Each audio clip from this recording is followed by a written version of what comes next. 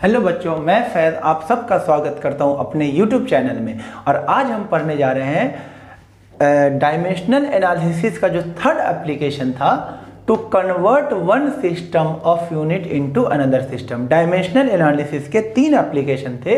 पहला to check correctness of dimensional physical relation, और दूसरा एप्लीकेशन था फॉर्मूला ड्राइव करना, और तीसरा और लास्ट एप्लीकेशन क्या बच्चों, एक सिस्टम को दूसरे सिस्टम में कन्वर्ट करना। मतलब एसआई को सीजीएस में या सीजीएस को एसआई में कैसे कन्वर्ट किया जाता है, उसमें हम ये सीखेंगे। देखो बच्चों कैसे करेंगे। क्वेश्चन करूंगा, 2 क्वेश्चन, अपने आप आपको समझ में आ जाएगा। देखो इसमें कैसे करते हैं, जैसे मैं आपको समझाऊं। अगर मैं आपसे बोलूं कि 1 केजी में कितना ग्राम होता है, तो आप क्या बोलोगे? 1 केजी में 1000 ग्राम होता है। 1000 ग्राम होता है ना। 1 केजी में क्या होता है? 1000 ग्राम। मैं आपसे पूछूं कि 1 मीटर में कितना सेंटीमीटर होगा, तो आप बोलोगे 1 मीटर में 100 सेंटीमीटर होता है। 1 मीटर में 100 सेंटीमीटर होता है। तो बच्चों आप देखो, कोई भी क्वांटिटी जो होता है, कोई भी क्वांटिटी में 2 चीज होता है। कोई भी फिजिकल क्वांटिटी में 2 चीज होता है। देखो, एक तो नंबर होता है और एक उसका यूनिट होता है। देखो, number unit, number unit, number unit, number unit. 10 Newton, तो एक क्या हुआ? नंबर, दूसरा यूनिट। 50 मीटर, तो क्या हो गया? Number unit. कुछ भी ले लो, या फिर आप कुछ भी ले लो, कोई भी। 100 सेकेंड, तो क्या हो गया? देखिए, नंबर और यूनिट। किसी भी फिजिकल को 10 एम्पियर, 10 एम्पियर। तो हर फिजिकल क्वांटिटी में 2 चीज होता है। एक तो नंबर होता है और एक मल्टीपल में उसका एसआई यूनिट लिखा होता है। कोई भी यूनिट लिखा होता है। तो कोई भी फिजिकल क्वांटिटी में कैसा लिखा होता है? एक तो नंबर होता है उसके अंदर, एन फॉर नंबर, या फिर मैग्नीट्यूड बोल सकते हैं, नंबर या फिर मैग्नीट्यूड। और दूसरा क्या होता है? यूनिट। यूनिट को क्या लिख दो? यू। दूसरा हम क्या रख सकते हैं? यूनिट। तो कोई भी फिजिकल क्वांटिटी 2 चीज का प्रोडक्ट होता है, एक मैग्नीट्यूड का और एक यूनिट का। देखो, ये पहला नंबर है तो इसको लिख दो n1, और ये दूसरा, ये पहला नंबर है, ये पहला यूनिट है, यूनिट के लिए u1। और ये दूसरा नंबर, तो ये n2, और दूसरा यूनिट तो ये क्या हो जाएगा? u2। तो याद रखना। उसी तरह यहां देखो, ये पहला नंबर, ये दूसरा नंबर, तो n1 और ये n2। ये पहला यूनिट तो u1 और ये दूसरा यूनिट तो u2, दोनों इक्वल। तो ये हमेशा जो होगा, ये क्वांटिटी इक्वल होगा, बस यूनिट और नंबर बदल जाएगा, लेकिन फिजिकल क्वांटिटी क्या रहेगा? सेम रहेगा बच्चों। तो इस तरह से एक फॉर्मूला बन गया, n1u1 is equal to n2u2। इसी कॉन्सेप्ट पे बेटा हम क्वेश्चन करना इसमें सीखेंगे। देखो, इन सबको समझने के बाद एक ही रिजल्ट मेन निकल के आया, n1u1 is equal to n2u2। देखो, मैंने प्रूफ कर दिया, लॉजिकली समझा दिया कैसे आएगी। देखो, इक्वल है ना। 1 केजी 1000 ग्राम के इक्वल है, 1 मीटर 100 सेंटीमीटर के इक्वल है। यानी ये वाला क्वांटिटी ये वाला क्वांटिटी के इक्वल है, ये क्वांटिटी इस क्वांटिटी के इक्वल है। तो फाइनल रिजल्ट जो हमें याद रखना, वो क्या याद रखना बच्चों? देखो क्या याद रखना, देखिए। तो जो हमें फाइनल रिजल्ट याद रखना है वो क्या याद रखना है? n1u1 is equal to n2u2। n for number, u for unit. n2 दूसरा नंबर और ये दूसरा यूनिट, ठीक है। तो u2 क्या है? फिर ऐसे बोलूं, अगर इसको यूनिट को अगर हम इसके फंडामेंटल फॉर्म में लिखें, तो n1, यूनिट को फंडामेंटल फॉर्म में लिखेंगे तो क्या हो जाएगा? ये m1 l1 t1, और उसकी पावर abc, और यहाँ पे n2 मैंने फंडामेंटल फॉर्म में लिख दिया। फंडामेंटल यूनिट mlt, मास, टाइम और लेंथ। और ये क्या हो जाएगा? m2 l2 और t2 की पावर a b और c। तो यहां से बताओ n2 की वैल्यू क्या आ गई? n2 हो गया आपके पास n1, और ये इसके नीचे चला जाएगा, तो ये इस तरह से फॉर्मूला नहीं बन जाएगा? m1 अपॉन m2 की पावर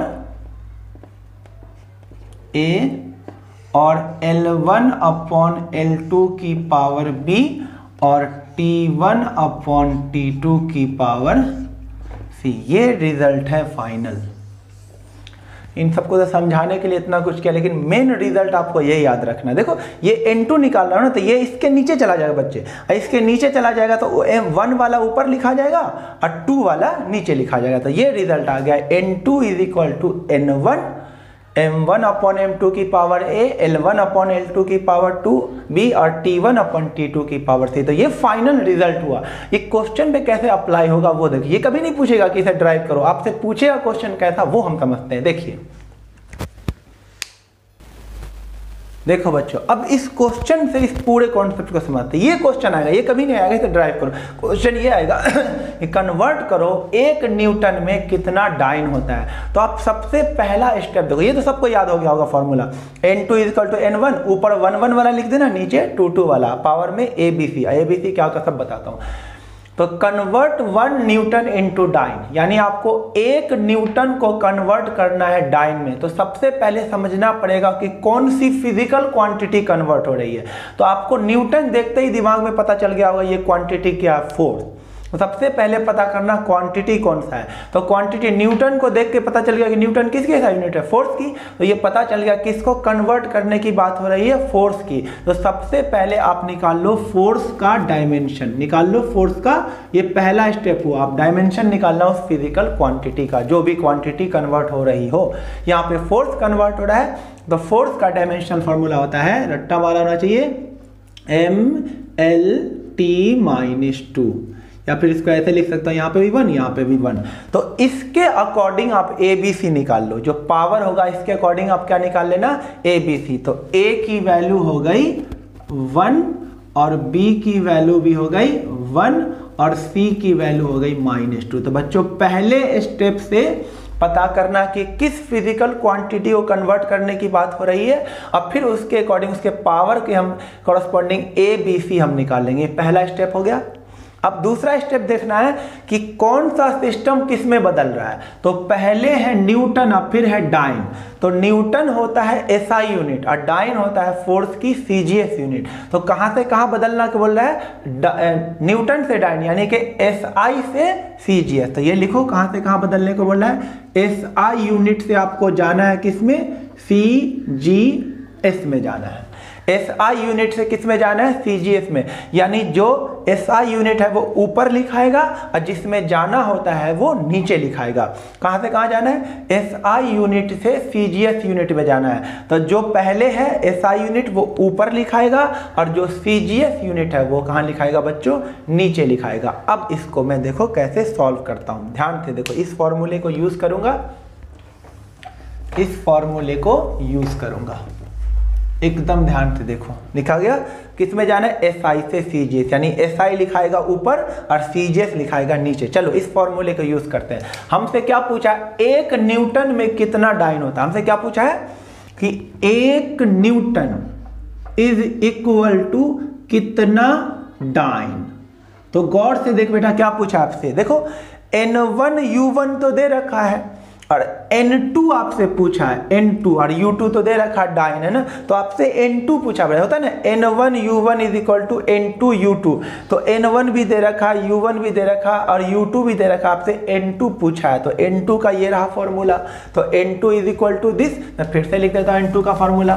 तो बच्चों N2 का फॉर्मूला होता है N1 और यहाँ पे M1 अपॉन M2 की पावर A और L1 अपॉन L2 की पावर B और T1 अपॉन T2 की पावर C। तो चलो अब स्टार्ट करो, वैल्यू लिखो। N2, N1 कितना है, N1 देखो कितना है 1, N1 कितना है 1। M1 ऊपर क्या लिखेंगे, SI यूनिट, ऊपर क्या लिखेंगे SI, नीचे क्या लिखेंगे CGS। तो बताओ मास की SI यूनिट क्या होती है, मास की SI यूनिट होती है kg। तो ऊपर लिखोगे kg और नीचे लिखोगे CGS unit. CGS unit of mass क्या होता है, ग्राम, ये लिख दिया। उसकी पावर में A कितना, पावर 1। अब उसी तरह जाओ यहाँ, ऊपर लिखेंगे SI, नीचे लिखेंगे CGS। तो लेंथ की SI यूनिट क्या होती है, मीटर। तो ऊपर लिखेंगे मीटर और नीचे लिखेंगे लेंथ की CGS यूनिट सेंटीमीटर। लेंथ की CGS यूनिट होती है सेंटीमीटर और उसकी पावर में B हमारा कितना है 1। टाइम की एसआई यूनिट ऊपर लिखेंगे, एसआई यूनिट ऑफ टाइम की एसआई यूनिट होती है सेकेंड, और सीजीएस यूनिट भी होती है सेकेंड, और उसकी पावर क्या है -2। सीजीएस, सी मतलब सेंटीमीटर, जी मतलब ग्राम, और एस मतलब सेंटीमीटर। सीजीएस यूनिट लिख दिया और ऊपर लिख दिया एसआई यूनिट, ठीक है। तो N2 हो गया बच्चों हमारे पास 1। अब ये बताओ कि 1 केजी में कितना ग्राम होता है, तो 1 केजी में 1000 ग्राम होता है, तो ऊपर लिख दो 1000 ग्राम अपॉन में ग्राम, पावर 1 है मत लिखो। 1 मीटर में कितना सेंटीमीटर, 100 सेंटीमीटर अपॉन में सेंटीमीटर, अब 1 है मत लिखो, ये कट के 1 हो गया। 1 की पावर कुछ भी 1 ही होता है, 1 की पावर कुछ भी क्या होगा 1। ग्राम से ग्राम कट गया, सेंटीमीटर से सेंटीमीटर कट गया, तो N2 हमारे पास आ गया बच्चों 1000 इंटू में 100, या बोल सकते हो N2 कितना आ गया 10 की पावर 5। तो N2 की वैल्यू कितनी आ गई 10 की पावर 5, यानी 1 newton is equal to 10 raise to the power 5 dyne. This is your answer. अब देखो बच्चों हमारे पास सेकंड क्वेश्चन है। 2 क्वेश्चन में ये वाला एप्लीकेशन एकदम अच्छे से क्लियर हो जाएगा। 2 क्वेश्चन में, पहला हो गया, दूसरा कन्वर्ट 1 जूल इनटू अर्थ। तो सबसे पहले तो फिजिकल क्वांटिटी ढूंढो कि किस फिजिकल क्वांटिटी को चेंज करने की बात कर रहा है। जूल, जूल मतलब एनर्जी, किसकी बात हो रही है एनर्जी। तो सबसे पहले आप लिखोगे एनर्जी का डायमेंशन। तो एनर्जी का डायमेंशन तो आना चाहिए, कोई भी एनर्जी ले लो, काइनेटिक एनर्जी ले लो, हाफ mv स्क्वायर, तो निकालो डायमेंशन। हाफ का कोई डायमेंशन नहीं, मास का डायमेंशन m, और वेलोसिटी का डायमेंशन lt-1 उसकी पावर 2, तो m दोनों पे 2 गिरेगा तो l स्क्वायर t-2। तो लो ये आ गया एनर्जी का डायमेंशन। बहुत आसान होता है निकालना, तो निकल गया, पता चल गया कि कौन सी क्वांटिटी है। अच्छा जूल है, जूल मतलब एनर्जी बदल रहा है, ठीक है। तो सबसे पहले हमने निकाल लिया एनर्जी का डायमेंशन। तो एनर्जी का डायमेंशन क्या हो गया ml2t-2, ये आ गया हमारे पास एनर्जी का डायमेंशन। तो इसको देख के हम ABC निकालते हैं। तो A हमारा हो गया 1, B हो गया, ये A होता है, ये B होता है, ये C होता है, तो B हो गया 2 और C हो गया बच्चों -2, ये निकाल के रख लिया। अब दूसरा चीज देखते हैं कौन सा सिस्टम कौन से सिस्टम में बदल रहा है। तो जूल होती है एनर्जी की SI यूनिट और अर्ज होती है एनर्जी की CGS यूनिट। तो हमें किससे किस में जाना है, SI से जाना है CGS में, CGS में, यानी कि ऊपर होगा SI यूनिट और नीचे होगा CGS यूनिट। अब देखो ध्यान से, पूछा क्या 1 जूल में कितना अर्ज, क्या पूछा हमसे 1 जूल इज इक्वल टू कितना अर्ज, यानी N1 दिया हुआ है, N1 दिया हुआ है, U1 दिया हुआ है, N2 U2, यानी हमसे N2 पूछा है, हमसे N2 पूछा, बिल्कुल सेम तरीके से कि N2 कितना, कोई N1 होता है, ऐसा होता है ना, N1 U1 is equal to N2 U2। तो देखो N1 U1 भी दे रखा है, U2 भी दे रखा, हमसे N2 निकालने को बोला है कि N2 कितना होगा। N2 का फॉर्मूला क्या होता है बच्चों, सबको पता है, N2 का फॉर्मूला होता है N2 is equal to N1 into में M1 अपॉन M2 की power A, L1 upon L2 की पावर B और T1 अपॉन T2 की पावर C। ऊपर लिखेंगे SI यूनिट और नीचे लिखेंगे CGS यूनिट। अगर CGS से SI में बोलता तो ऊपर लिखते CGS, नीचे लिखते SI, लेकिन SI से CGS में है तो ऊपर लिखेंगे SI यूनिट, नीचे लिखेंगे CGS यूनिट। तो लिखिए N2, N1 तो कितना है 1, तो यहाँ पे लिख दो 1। मास की SI यूनिट kg, बिल्कुल सेम तरीके से, और मास की CGS यूनिट ग्राम, उसकी पावर A कितना है 1। लेंथ की SI यूनिट मीटर, लेंथ की CGS यूनिट सेंटीमीटर, उसकी पावर B हमारा कितना है 2। टाइम की SI unit second, CGS unit भी टाइम की क्या होती है सेकेंड, उसकी पावर -2। ठीक है बच्चों। अब देखिए N2, 1 को छोड़ देता हूं, 1 kg में कितना ग्राम 1000 ग्राम, तो 1000 ग्राम अपॉन में ग्राम, उसकी पावर 1 को नहीं लिखते हैं, 1 मीटर में कितना सेंटीमीटर, 100 सेंटीमीटर अपॉन में सेंटीमीटर, इसकी पावर क्या है 2, ये तो कट के 1 हो गया। अब 1 की पावर कुछ भी क्या होता है 1 ही होता है। सेंटीमीटर से सेंटीमीटर कट गया, ग्राम से ग्राम कट गया, तो N2 की वैल्यू आ गई बच्चों 1000। और ये देखो स्क्वायर है तो 2 बार 100 लिखाएगा, 100 इंटू में 100, तो देखो ध्यान से कितने जीरो हो गए 7, तो 10 की पावर कितना आ गया 7। यानी बच्चों 1 जूल में 10 की पावर 7 अर्ज होता है। 1 जूल में कितना अर्ज होता है 10 की पावर 7 है। तो बच्चों इस वीडियो में इतना ही काफ़ी है। अगर वीडियो पसंद आया हो तो प्लीज़ इसे लाइक कीजिए, चैनल को सब्सक्राइब भी कर दीजिए। Thank you.